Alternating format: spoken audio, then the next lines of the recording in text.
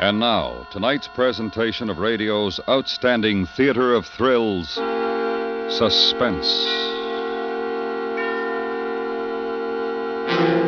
Tonight, the story of murder in a sealed coal mine. We call it The Cave-In. So now, starring Mr. Ben Wright, here is tonight's suspense play, The Cave-In.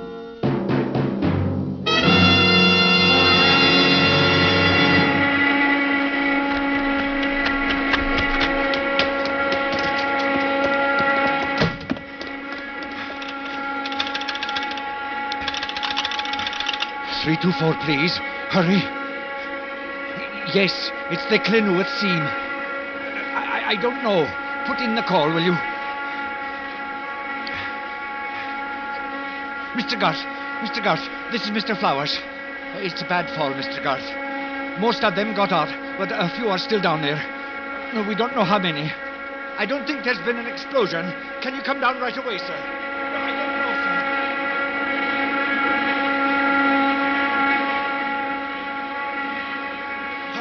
How is it down there, Will? I didn't turn around to look, Mr. Flowers.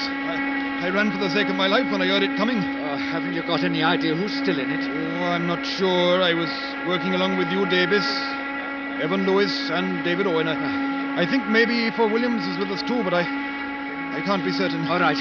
As soon as the dust is cleared a bit, we'll go down. Have any other men come up? I was the last, I think. Oh, answer it, will you, Thomas? Yes, sir.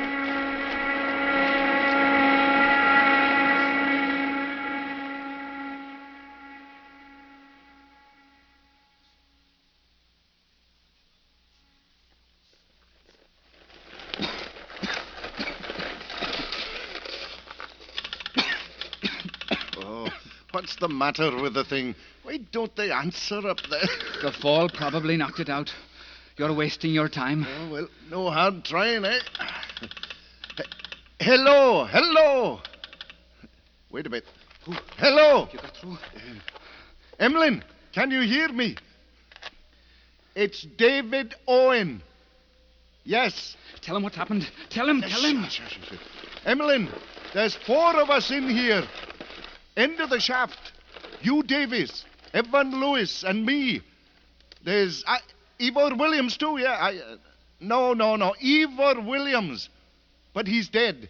And you better have a policeman ready if you ever get us out, because he's been murdered.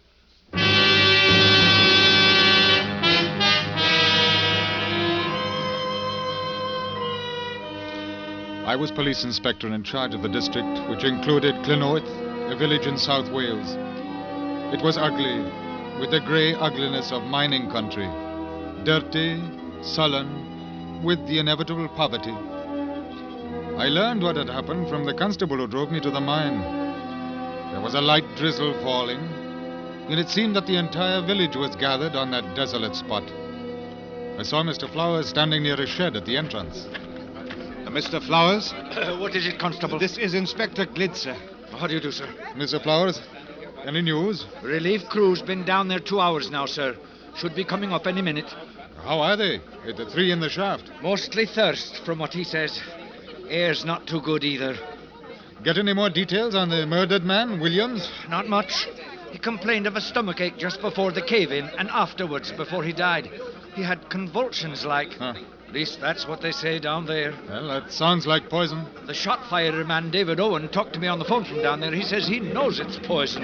He's a St. John's ambulance man. Any progress getting the others out? Oh, slow, very slow. It's worrying, very, very loose down there, very loose. If there's another fall, well, you can see we can't afford to blast. I'd like to go down when you get close enough. No, I couldn't allow that, Inspector. Well, I'm afraid you'll have to. It's my job, you know. It's too dangerous. When those men are reached, I want to be on the spot. I'm not interested in policemen. I've got work to do. Something that might not interest you, mister. Saving lives, not hunting them. Excuse me now. Mr. Flowers meant no offense, sir. He's worried. I don't blame him. There's Will Vaughan just come up from the shaft. Maybe he knows something. Will Vaughan? Hello. Any news, Will? Nothing much. This is Inspector Glid. He's here for the murder. Oh. Well, I'm glad you're here. The chaps and me were talking while we were digging. We thought somebody better know. No? About Ivor Williams. About him? He was no good. No good at all, that Ivor Williams. It's better you know the truth than find out lies. That's what the chaps and me decided. Ah. What is the truth? Ivor Williams was a lad with the girls. It was more than one fight he had over it. Oh. So it's a great many men in Clynoweth who are not sorry to see him gone. Well, is that all? Yes, I'm grieved for his wife, poor woman. She was a fool to marry him, but it was for love.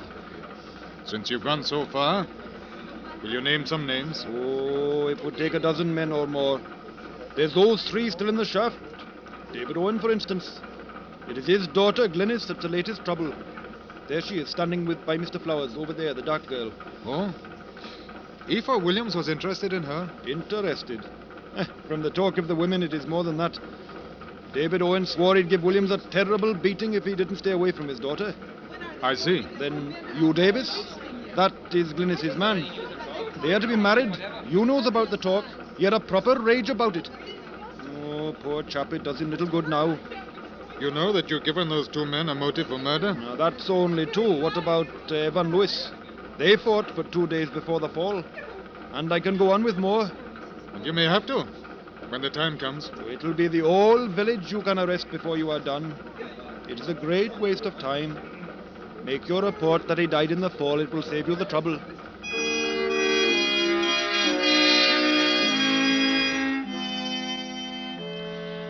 The day passed, and it became dark. Floodlights blazed down on the mine entrance, and the crews went down, then came up again. The women brewed tea, made food for the men. Another day came, and the voices of those who were trapped behind tons of coal and dirt were suddenly gone. The telephone line had failed. At 3 o'clock in the afternoon, the superintendent sent word to me that the next crew expected to break into the shaft. I was given clothing and a helmet. Then a few minutes later, a coal truck was rolling down the lines deep into the mine. Mr. Flowers and Will Vaughan were among those with me. All right, boys. Mind your head, sir. I will. We're shoring up with timbers as we go. That's the job of the shifters over there. All right, easy now. We shouldn't have more than a dozen feet to go, but slow. Slow's the word. You two start with the picks. We'll take turns. Oh, if you must be here, you must, Inspector, but stand out of the way. Give me a shovel. I can help. Policeman in the pits. All right, there's one on the truck.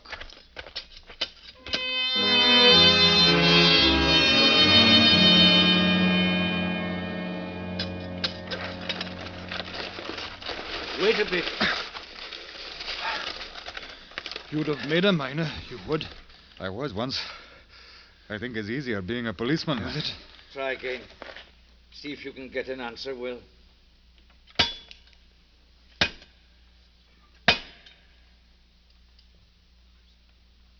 Do you hear anything? No.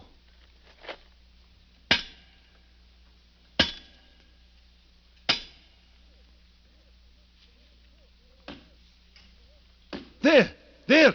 I heard it. They're all right. Here, give me the pick. I'll have a go for a bit. Oh, thanks. I'm about done.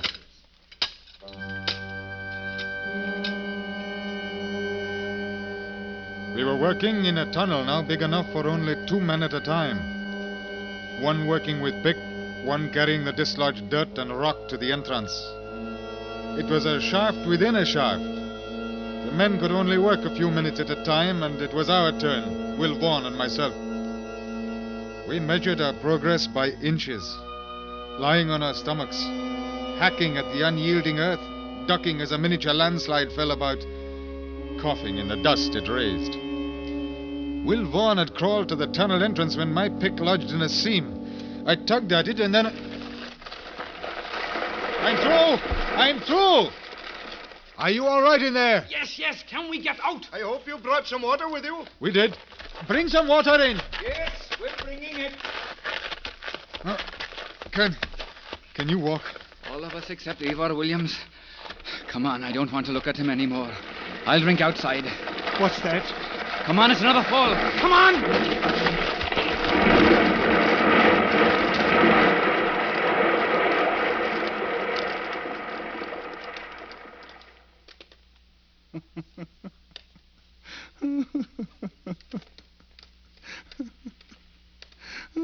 It was such a very little tunnel, wasn't it? And it took you so long to make. And now it's gone. What a shame you didn't bring in some water with you.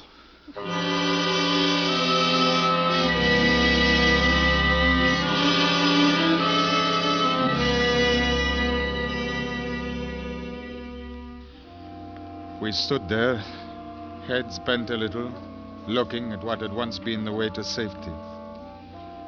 3 feet inside the tunnel it was black, black with the solidity of a wall. I knew that the tunnel was 12 feet long, and there was no way of knowing how much of the mine had caved in beyond. I turned away. The dead man, Ivor Williams, lay huddled in a corner. When I looked at him, I knew it was poison. The blue lips, fingernails. And as I moved away, I suddenly realized how thirsty I was. Might as well sit down and wait. Have you got a cigarette? Yes. No, it'll make you more thirsty. You should have brought water in with you. I am sorry. Oh, it's not your fault. What happened to the telephone? They don't know. They were trying to find out when I came down. Oh, well, it's not too bad. The air's better now. They'll get through again. What's your name? There. Glid.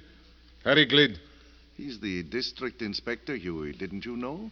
Then that's a very dirty-faced policeman you are. Yes. What about him? The dead one? Oh, we've talked about it. The boys. What difference does it make now? It's the law, Hugh. A person doesn't kill. That's the law. You think you know who did it? Yes. Remember now, I'm not agreed to it. Don't forget that. Nor I. His wife, Catherine Williams. She stood more than a body can bear, and I, for one, hold no blame. Why do you think she did it? I mean, proof. Because of my daughter, Glynis. Don't say it, Mr. Owen. Don't say it. There are a number of things I already know, Davis. Your Glynis never went with him, Mr. Owen. It's a dirty lie, made up by a lot of chattering old women with nothing better to do. She's my daughter, Hugh. I would feel it as much as you. I say it's true. Catherine Williams found out, and it was too much for her. That still isn't proof. No, it isn't. Catherine couldn't do a thing like that. She didn't. I heard him. I heard him in the pub. He was drunk and laughing. He may have tried to make up to her, but she wouldn't have let him. I was angry at the time, but Glynis wouldn't have let him. We are engaged. Nobody's arguing about that, Hugh Bach. Let me finish. He was saying that he had some money put away, that as soon as there were a few more pounds, he was going to divorce Catherine and take Glynis away with him. That's silly. Loud talk. You know it, Mr. Owen. That's all it was. Maybe, but if the word got back to Catherine Williams, what then? So then Catherine Williams killed him. And here we are. And who will be there to testify against her? Oh, I wish I had a drink of water.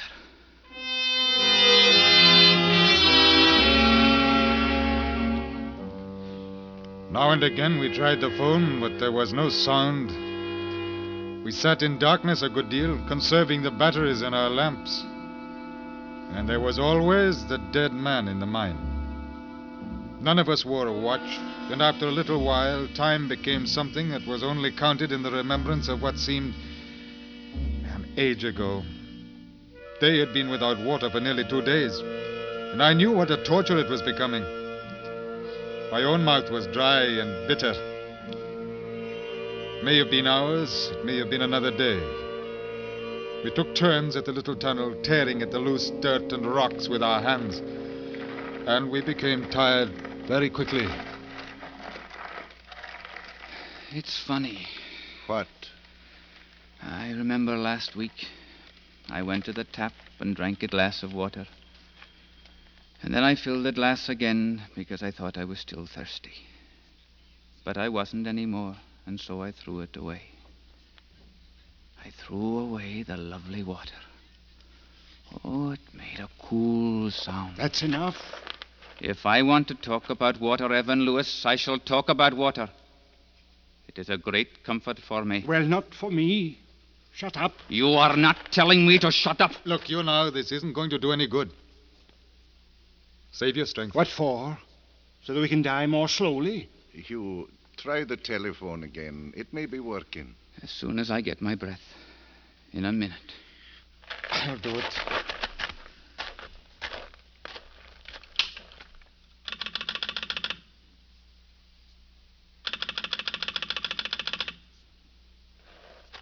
No. Nothing. Oh, well, I'm going to have a bit of sleep. Put out the light.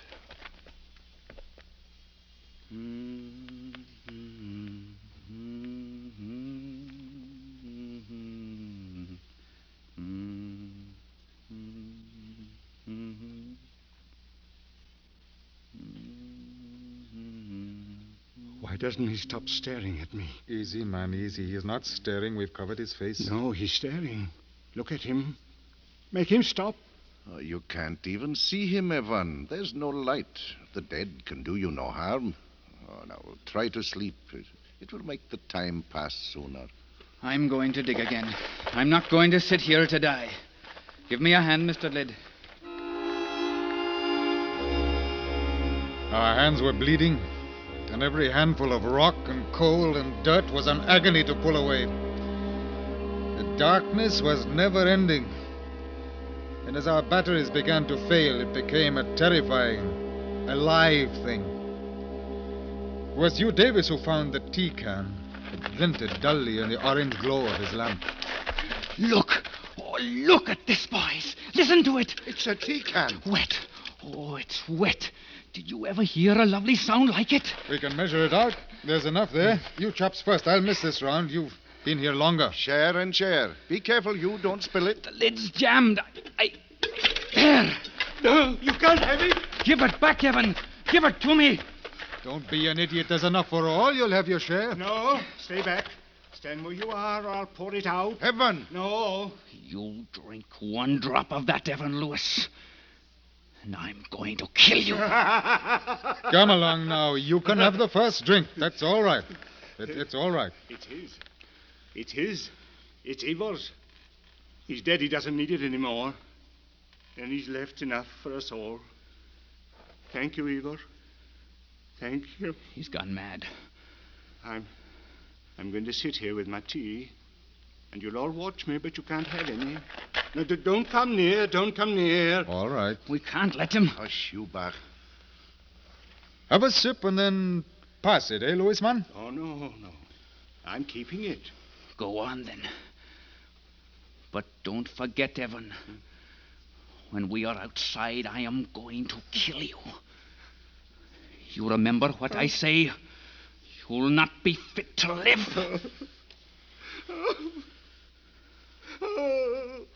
What's the matter with him? Why doesn't he drink then and have done? I wonder. Stay there. Don't come near. Why don't you drink it? If you're not going to, give it to us. No, it's mine. Stay away. I'll pour it out. Go on, then. Pour it out. I will. Stay away. Why don't you drink it? Shall I tell you why? Because I think you know what's in it. You can't drink it, can you? Yes, if I want to, I will, too. Ivor Williams drank some of that tea, didn't he? Before he died. I don't know. Don't you come closer to me. Drink it, then. Go on. I will. But if you come closer, I'll pour it out. Then no one will have it. Don't. He means it, Mr. Lid. What did you put in that tea before you came down? Nothing. Then why are you afraid? I'm not. There isn't much choice, is there? You're dying of thirst, but if you drink, you'll die of poison. Is that it? No. You know, if we want to get it, we can. Not enough will spill out. Why don't you give it to me now? I can't. Huh? You killed him, didn't you? Give it to me. No, you're not going to hang me. I'll drink it, see? Don't, Mr. Glade. Come back here. Don't do it, Evan. Don't. We'll stand by you. Get away from me. Oh, why, Evan, why did you do it? He was wicked, and ungodly. He deserved to die. He was cruel. He made my life a misery. I was engaged to Catherine 10 years ago, and he stole her from me. He deserved to die. Oh, the way he treated her. Oh, I'm sorry, Evan. I am sorry. It doesn't matter anymore. We'll not get out anyway. It's better to go quickly by drinking this. No, don't, Evan. The telephone. Hello? Hello? Hello, Mr. Glade. Yes. Are you all right? Yes, we all are. We'll be to you soon.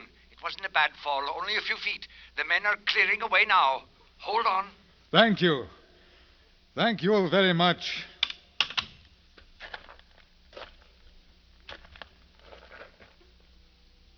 They'll be through in a few minutes.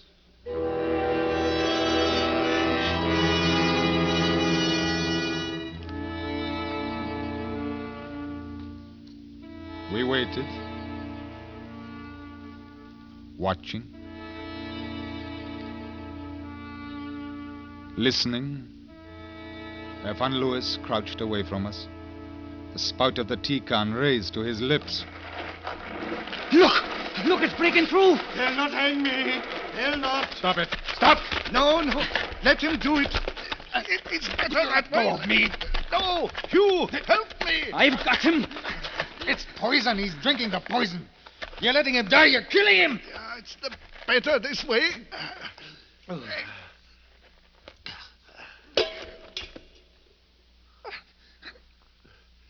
You can let him go now, Hughie.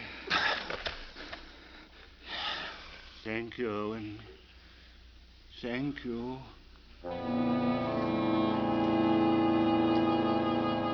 We were brought to the surface, but it was useless for Evan Lewis. The doctor worked over him, and for the second time, his life was saved. Saved for the trial, which convicted him of murder.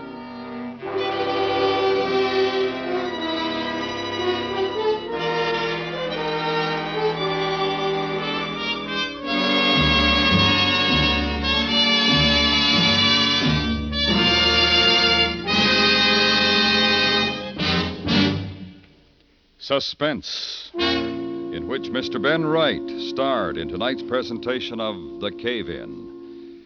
Next week, another terrifying and provocative story by Mr. Ray Bradbury. We call it Kaleidoscope. That's next week on Suspense.